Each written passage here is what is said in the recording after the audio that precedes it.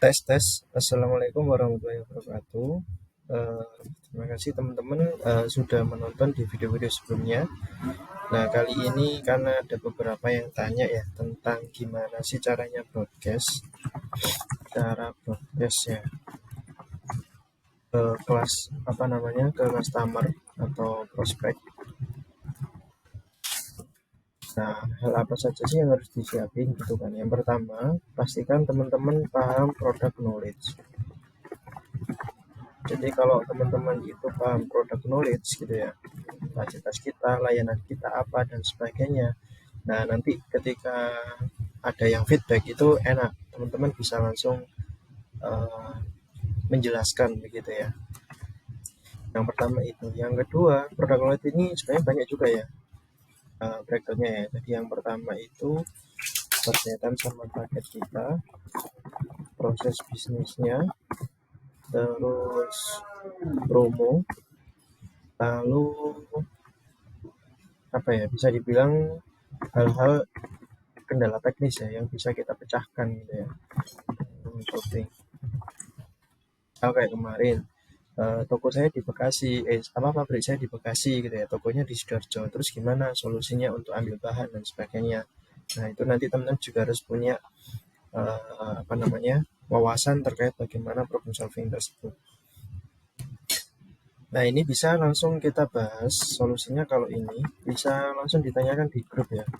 Jadi kalau misalkan ada kendala seperti Pak Solikin kemarin, nah itu kan enak. Jadi kita langsung ngobrolnya di grup gitu ya. Sehingga teman-teman juga bisa langsung dapat jawaban sekaligus juga bisa feedback ngasih jawaban ke customernya atau prospeknya seperti itu. Nah, yang kedua, teman-teman juga harus sudah nyiapin fitur balas cepat. Kalau ini pakai WA bisnis ya. Kenapa kok butuh fitur balas cepat?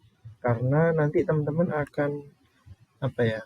Misalkan ada ratusan nomor gitu ya, ribuan nomor dan sebagainya. Nah, teman-teman itu punya punya apa ya senjata untuk menjawab itu secara cepat gitu loh. Karena kalau kita slow respon, orang itu juga akan berubah pikirannya. Nah, dia harus punya ini fitur balas cepat tentang apa? Fitur balas cepat tentang mungkin portofolio klien kita, terus mungkin tentang sapaan, terus mungkin tentang link ke sosmed, website, dan lain-lain. Atau berkaitan dengan proses bisnis.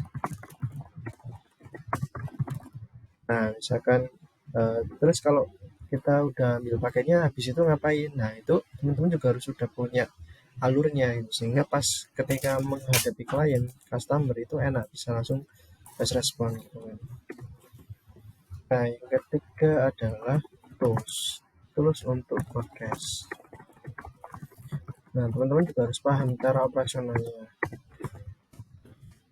Kalau saya pakai kirim pesan, ini gratis. Nanti kapan-kapan kita bahas videonya ya. Yang keempat punya teks copywritingnya. Nah, ini pasti harus disesuaikan sama siapa target marketnya. Kenapa kok target market ini butuh jasa kelola Instagram atau jasa kelola TikTok atau jasa kelola YouTube dan sebagainya. YouTube Short maksudnya. Nah, itu begitu. Jadi teman-teman juga harus menyesuaikan sama target market. Bisa juga disesuaikan sama promo yang ada. Bisa juga disesuaikan sama momentum.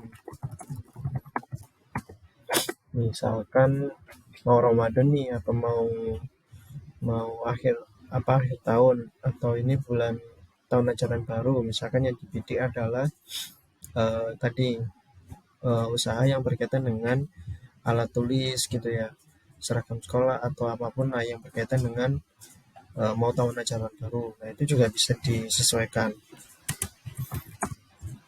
Terus yang berikutnya harus punya database. Jadi teman-teman harus punya nomornya ya, database-nya. Nah, list nomor ini kita biasanya pakai grab data ya teman.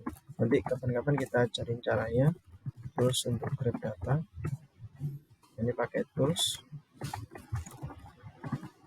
Kalau teman-teman punya grup, bisa juga ke grup-grup yang teman-teman join atau komunitas yang teman-teman aktif gitu ya, atau circle, mungkin teman SMA, teman SMP, atau teman kuliah yang sekarang punya usaha, merintis usaha. Nah itu bisa ditawarkan. Keenam, terus sudah text copywriting, sudah database. Nah baik, selanjutnya itu adalah tentang kapan waktu broadcast gitu ya, itu juga harus diperhatikan. Terus kapan ini ngomongin hari dan jamnya. Jadi kalau hari itu biasanya kita pilih weekday kalau saya ya. Kenapa? Karena sasaran saya memang nomor usaha, di mana ya memang ada juga yang hari Minggu tetap buka, tapi kebanyakan Minggu itu waktunya libur ya atau slow respon. Weekday-nya itu ya antara Selasa, Rabu, Kamis lah, di antara hari-hari itu. Jamnya pun biasanya saya sesuaikan dengan jam operasional mereka. Misalkan jam kerja itu kan rata-rata jam 8 ya sampai jam 4 lah. Nah itu kita sesuaikan di jam itu, jam kerjanya mereka.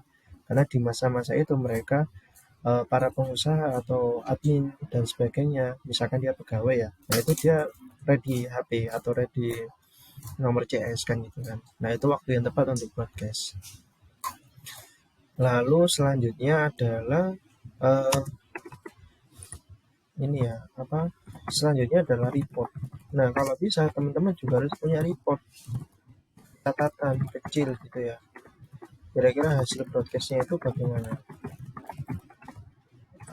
Misalkan contohnya berapa yang respon, berapa yang apa namanya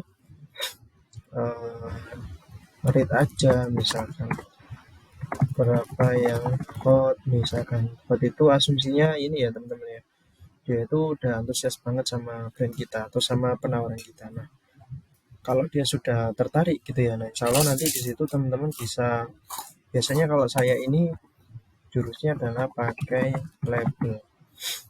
Kalau di WA bisnis ya, kalau di WA bisnis itu kan bisa pakai namanya label itu ya, jadi nomor-nomor tersebut kita labeli. Nah itu dulu teman-teman apa namanya step by step yang harus dipersiapkan kalau teman-teman pakai apa namanya strategi untuk broadcast. Nanti di video selanjutnya insya Allah akan kita bahas lagi tentang detail-detail caranya tadi, misalkan terus untuk broadcast ini bagaimana, terus cara grab data ini seperti apa, nanti kita juga akan ajarin ya bertahap.